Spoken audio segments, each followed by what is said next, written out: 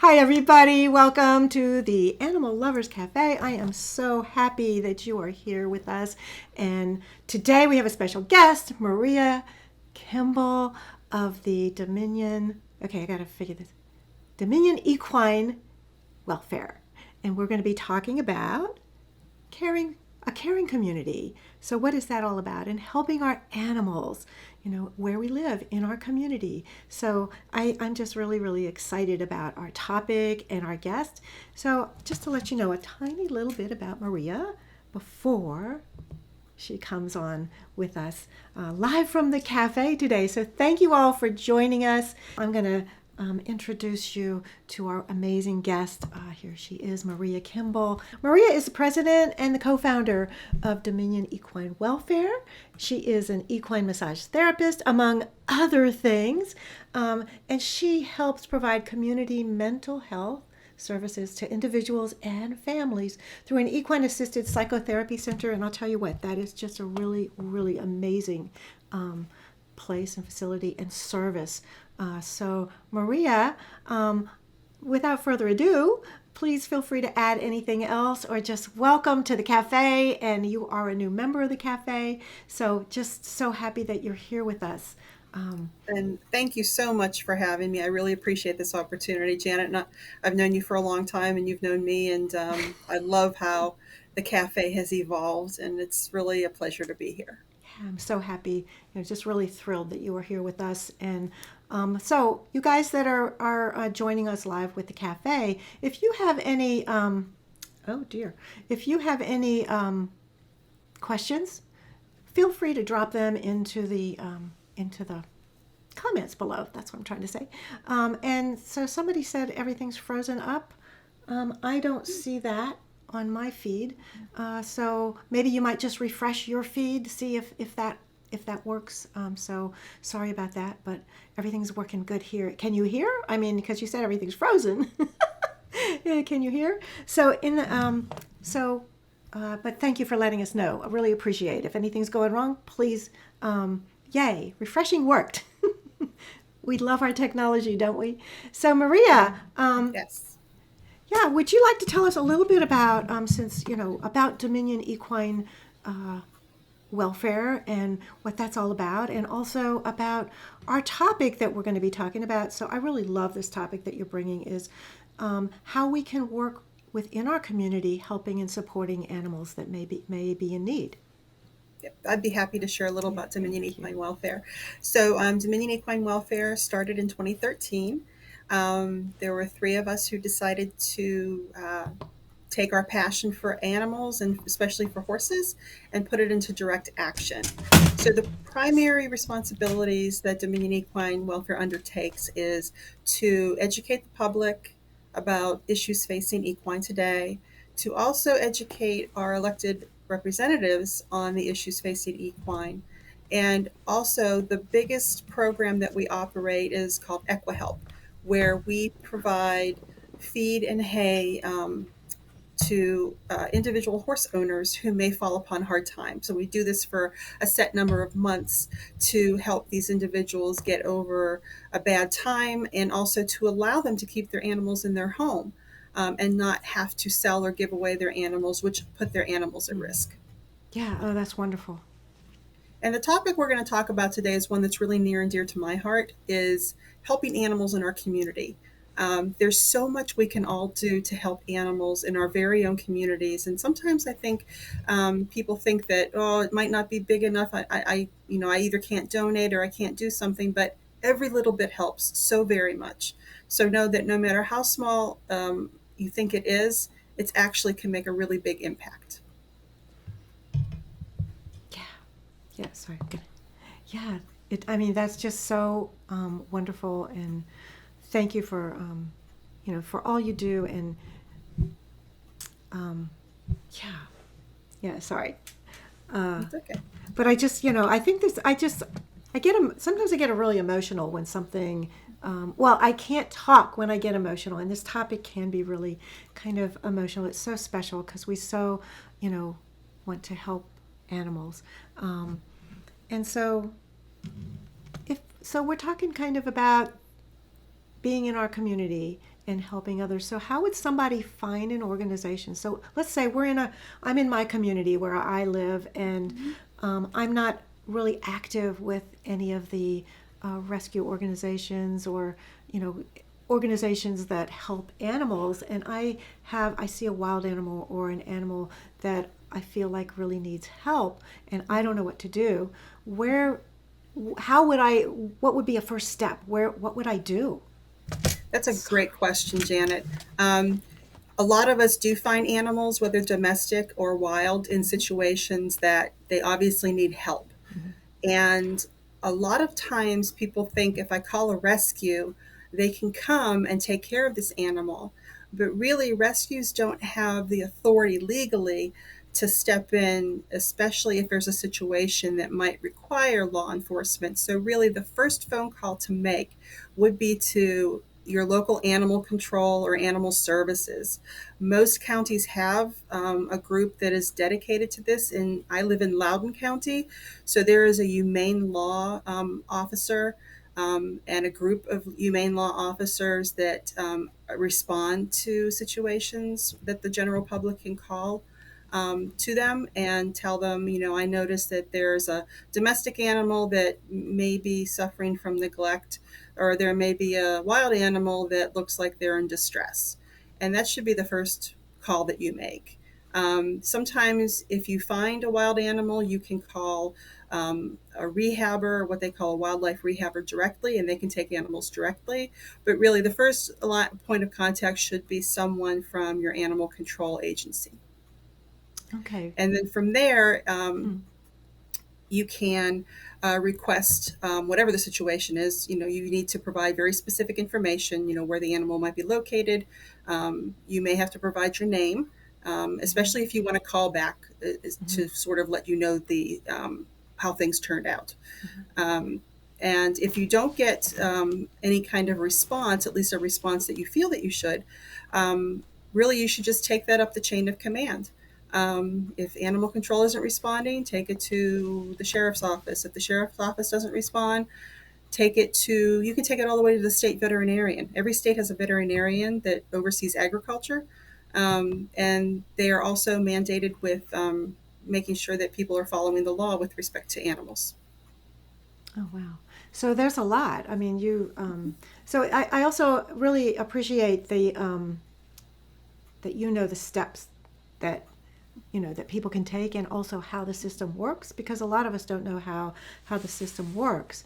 Um, so also with animal welfare, we think about these shelters and the rescues, and are there ways that we can help out? Because a lot of times we want to help animals and we don't know what we can do, or how do we go about contacting maybe the different rescue? How do we even find out who they might be in our local areas, whether it's a county or other people that are in this group or in different countries? But how? So you're just mostly focused in the United States and in the state of Virginia, but how? What can we do to help? Because we're all here. We're animal lovers in this in the cafe, in this group, and we all love our own animal companions.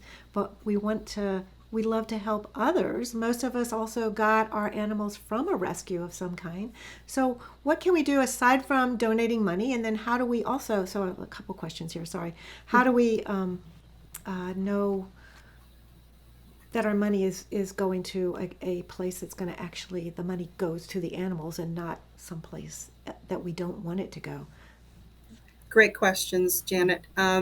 So, with respect to finding an organization locally, first identify your passion. Are you passionate about birds? Are you passionate about horses or dogs or cats? Hmm. Once you identify that, or are you passionate about all animals, Mm-hmm. which I think all of us are. Once you identify that, then you want to try to find organizations that are local to you that may help those kind of animals. So every community, every county has probably multiple very small um, organizations that help animals. Once you identify a few, ask friends and family as well. Who did they support? Who did they find are good stewards of their donation dollars? Who did they find really helps animals a lot? And then if you're still kind of unsure, I always say interview the organization. Make a phone call. Just ask if there's someone. Even though most of these organizations, the phones are manned by volunteers, so you Mhm. might have to wait a little bit to actually talk to somebody. Mm. Just ask if you can ask some questions. If it's a nonprofit, a 501c3, most of their financial records are public domain, so you can get that information. But even if it's not a 501c3, there are lots of small organizations that are Mhm. kind of self-funded, Mhm. that people, they just, out of the goodness of their heart, they help animals. It's in a small way, but it's very impactful because it's community based. Right. Um, I often try to stay away from what I call animal welfare corporations. Mhm. While they do some good work, that effort does not trickle down to communities very often. Hmm. Mhm. So you may Right. be sending your money that, it's helping animals, but there's no direct impact to your own community, which is why I say focus locally, and make sure that your time, your talent, or your treasure is being used for the good of your own community. I love that. Your time, your talent, your treasure. I really, really, really love that. And yeah, I agree. I mean, locally, there are so many different kinds of organizations. Some of them are, the different, I'm not sure the numbers and the letters that that are the charitable organizations that are legitimate. And then others, yeah, and you can specialize too. When you said specialize, I love that because I worked with one rescue that's a bunny rescue, and that's all Mm. they specialize in bunnies. I know you have with equines, the horses. So and also like in the breeds of dogs, there's the I've worked with the German Shepherd rescue, but there's other breeds. So there's all kinds of things that people can do. So I just also want to ask, people that are listening, does anybody volunteer with a rescue group of any kind? Let us know if you want to, give a shout out to your rescue group, or what do you do? So Maria, like, what are some other things people can do? Because you and I talked about that before here. Aside from donating money, which is, if you can't actually give your time, sometimes as a volunteer with for whatever they might need. There's other things besides what we usually normally think of as the kind of work you do as a volunteer. There's other things that people can do. Can you share anything that comes to mind for you? Yes, I actually love this question because um, it gives me an opportunity to kind of talk about some of the things people can do that don't involve sort of direct contact with animals, because some people, they get overwhelmed with that because there are so many in need and they feel that they might not be able to do that. And that's fine, because there are volunteer roles of all shapes and sizes for all types of people. So obviously, direct contact with the animals. You can also do transport, where a lot of rescues, they help This is for all types animals of people. from So different. obviously, direct contact Sorry, with the sorry. animals. That's okay. You can also I'm do sorry. transport, I'm trying to where a turn lot the. of Yeah. rescues, they help. This is for all types of people. So I don't know. Okay. You gotta love So, technology. yeah, yeah, and like they're always monkeying around in the cafe. It's Yep, like, wait, it's shh. crazy. It's Dogs a and cats running shh, around. shh.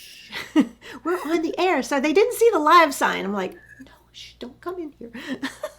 Sorry No about that. problem. I No, didn't mean to. that's fine. Didn't mean That's to have fine. an interruption here. Um, It's but all good.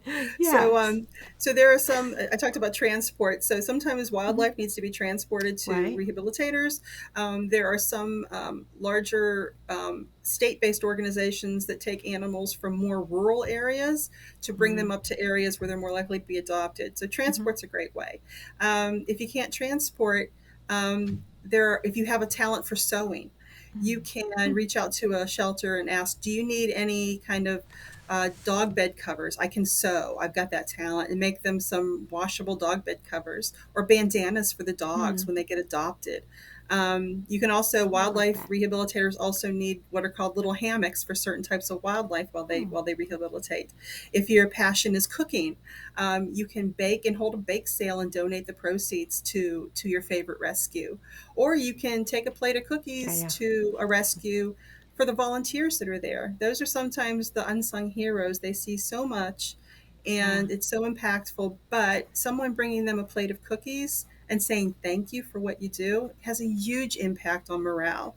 And let's face it, these days we can all use a little pat on the back. Yeah. Yeah, I think that's a great idea because there's so much, volunteers. There's a lot of people, and you guys listening may be one of them. Um, there can be burnout with volunteers depending on what you do.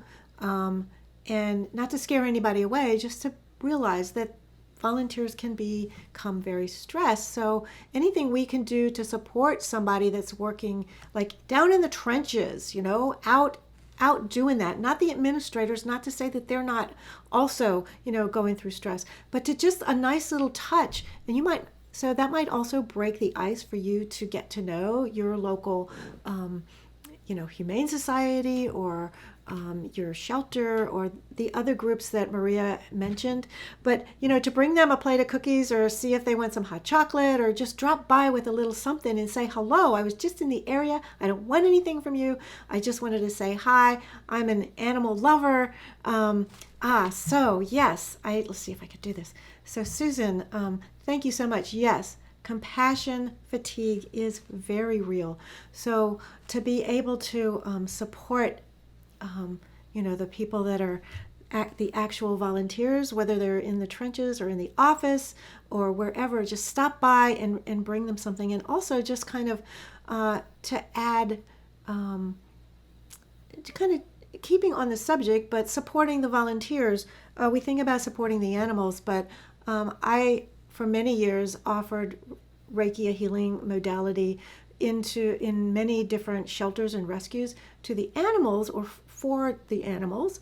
But I also offered to the volunteers and the rescue people, because we need to take care of ourselves and they need to take a moment for themselves. You guys know, we do for our animals, but then we don't do for ourselves. And it's so important. So, I'd love to hear what your thoughts about those kinds of things too. There's just different things we can do to offer our services. Yeah, that's a great point, Janet. And what I was going to bring up is that Reiki practitioners, or those that are animal intuitives, can have a huge impact on animals in shelters, which is a very stressful situation. Yeah. Most shelters are set up in ways that actually add to stress for the animals. But offering those types of things, or even going in and reading a book to a dog, Mm-hmm. Yeah. I mean, just the calming presence and Yeah. your voice and your intention Mm-hmm. has a huge impact, because energy is all around us, and the energy that we put into the things that we love, or that we're passionate about, really is felt by those on the receiving end. So whether you're doing a little Reiki for the shelter animals or for the volunteers there, or whether you're, bringing a pound cake to Mm-hmm. somebody, or whether you're hopping in a car and transporting some animals from a rural shelter up to a place where they're more likely to be adopted. It's all hugely impactful. And even if you can't do any of those things for whatever reason, maybe you're not ready to dive in that Mm-hmm. far. If you're on social media and you're following an organization that you find does really wonderful work, share their information out. Sharing can have a huge impact. Getting the word out about a fundraiser, or about a community based organization's effort to help animals, that spreads the word, and that helps to bring more support to that organization and helps that organization do more. Yeah, thanks for that. I mean, thank you for helping, give us some ideas of things that we can do to help and support. And we're I like to think of us as, well, gosh, we met so long ago. I'm like, where did we actually meet? I can't remember. But you were working for an equine rescue, Mm-hmm. and I came to, you called me, and I came and kind of listened to a horse, and she was so amazing. And I still remember this. She talked about this network, and she showed me like a spider web. And so, you know how a spider web is, where there's the center, and then there's the spokes that go out, and then there's little fibers that join all the spokes, to make it. So it's kind of like this network. And what she was sharing with me was, for us as humans and the different rescue groups to be able to communicate with each other would be so amazing in helping the animals. And I don't know, we talked about that, and really it's probably not possible because human stuff gets involved and all of that stuff. But ideally, she just gave that. It's like we all need to work together and on behalf of the animals because they love us so much. So it's like this circle back and forth, but not looping even. It's not a back and forth. It's just we're all in this beautiful bubble together. So, yeah, but I'll always remember that moment. Yeah, And I I'll do remember too. And her, I actually Ruth. wrote up everything that happened, and I still have it. And that was one of the more impactful encounters for me as well with an animal. Just that web that she showed Yeah, was just our interconnectedness, really, to everything on the yeah, planet. Animals, yeah, people, plants. We're all interconnected, even if we don't realize it on a daily basis. But yeah, we all are. yeah, yeah. I mean, we truly are. And I just love how the animals know this. Most animals, so we can't ever put anybody in a box and make this blanket statement stereotyping like all animals are highly spiritual. Are all humans? No. So, but most of them are connected, especially to Mother Earth, more than we are in a different way. We've just kind of, a lot of us have been kind of numb, especially now, with we aren't connected to the earth. Many of us, especially, except, I think the horse people get out more, and dog walkers. If you do go out and walk, you're touching the ground, your feet are on the ground. But a lot of people that walk their dogs, it's kind of changing the subject a little bit. Sorry, but have you ever noticed people walking their dogs and they've got their phone? And it's like, wait, you've got a beautiful dog right here, and he's trying to show you all the world, and you're going like this. Wait, why are you even with your dog? And we all do it. I mean, I don't have a dog, but I'm just as guilty. But we're just we become numb, and we miss out on the world that's around us. The animals, dogs. You're out walking. What are they doing? They're smelling, and that's communication. And so they're so in touch with the world. But yeah, so I didn't mean to go off in that topic, but I think it kind of all connects because we're talking about animals and we're talking about supporting them and their welfare. Yeah, yeah. So, Absolutely. um, yeah, huh. Oh, and so is there anything else that you can think of that you really wanted to talk about? Because I think you've really given us a lot to think about. And would anybody that's watching, share, have a question or a comment for us? I'd love, we'd love to answer any questions that you have because that's why we're here. Please post in the comments so we can see you. Because I would love to, we would love to have a little interconnection with you guys. Definitely. And if anyone, no matter where you are in the country, if you have a passion for supporting horses but aren't quite sure of a good organization to start to look at, you can contact me through the Dominion Equine Welfare Yes, website. yes. So Be here's happy the to point you. Thank you, Janet. yeah. I'd be happy to point you in a direction. We know most of the rescues and sanctuaries in the country, and we do know which ones are good stewards who do well for the animals. We also know the ones that you might want to avoid, which is a sad fact. It is. For as many good places as there are in the country, there are an equal number of places that aren't so good and that really don't have the animal's best interest at the forefront. Yeah, And if yeah, you know of a great organization that you're supporting, I think that would be great information to share as well. yeah. So please put that in the comments. So whether you're listening to the recording, the replay, or you're here with us live, please put that in the comments because we're here to support each other in this group, and that's really great information. So thank you, and so I found it fascinating. So I didn't even know you had the Dominion Equine. So I'm going to put it back up on the screen for everybody to see the Dominion Equine Welfare. I don't know if you call it an organization, but I thought maybe it was local, but it's for the whole state of Virginia. So can you share a little bit more about that and all that you experience? With that, obviously, it has to do with horses. But remember, if you don't have a horse, I love horses. I don't have one, but you can learn from any what people are doing with the horses and apply that to dogs, cats, and other animals. So yeah, I'd love to hear more about that. Your So Dominion organization. Dominion Equine Welfare was started in 2013. That's two friends of mine and myself. One was a retired veterinarian, the other a retired veterinary technician, and myself, who came from the world of rescue. We wanted to do something to help horses, but we didn't want to do direct rescue. There are lots of good rescues in Virginia for horses, and we didn't want to take away from the good work that they're doing and the support that they have. So we decided to focus on education and also to do something called a safety net program. Safety net programs are usually lacking in the states. And safety net programs for horses, it's a little complicated. Horses are big animals. They require lots of space. They require certain housing. So we decided that one of the best ways that we can help horses, especially help horses stay in their homes, especially when their owners come upon a hard time, maybe due to layoff or illness, that we can provide them with what they need to feed their horses for a period of time.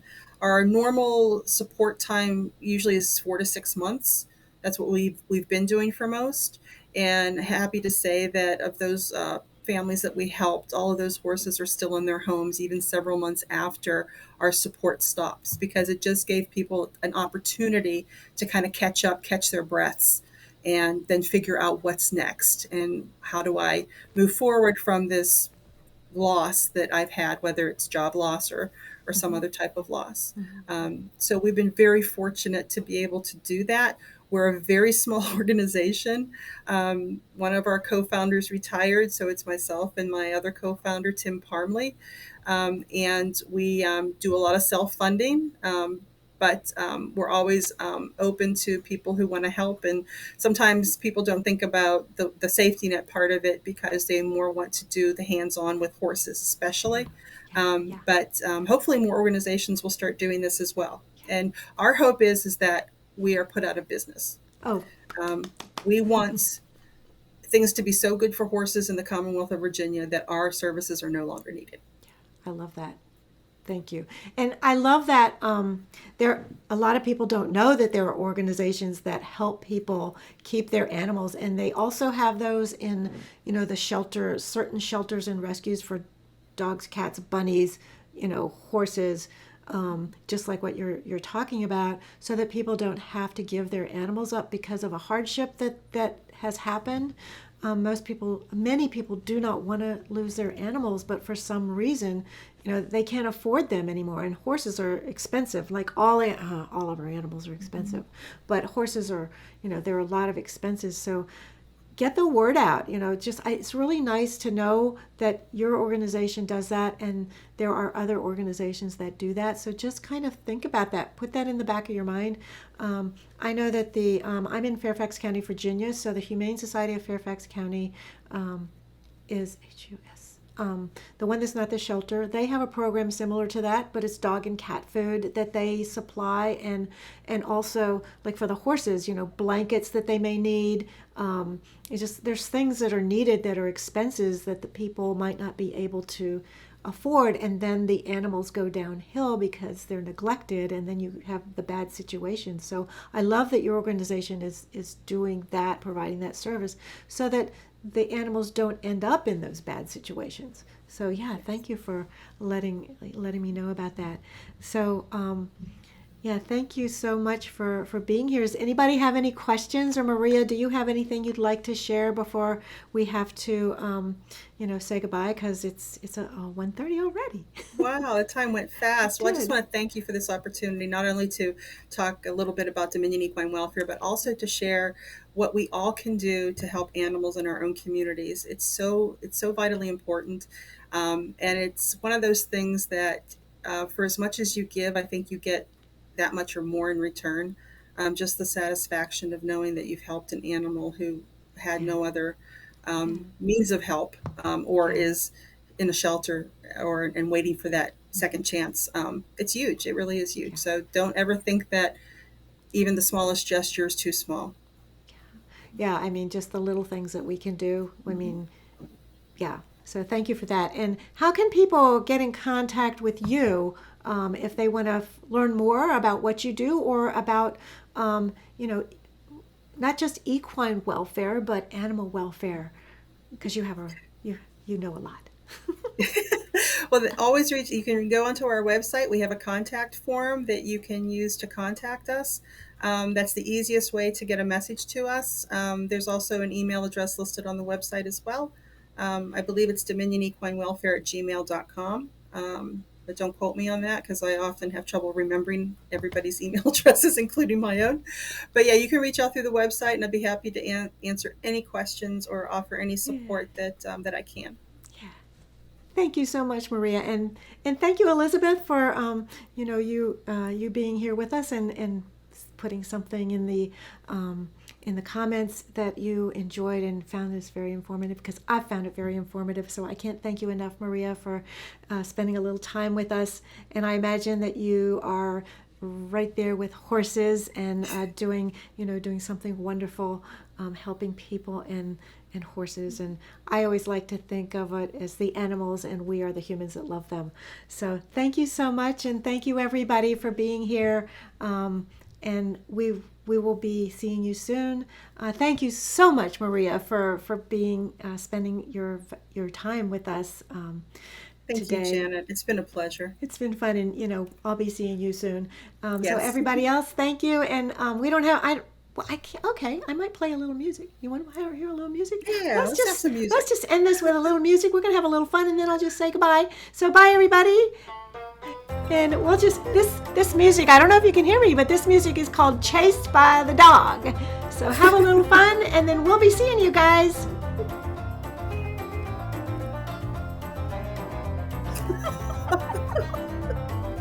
Bye, everybody. Bye.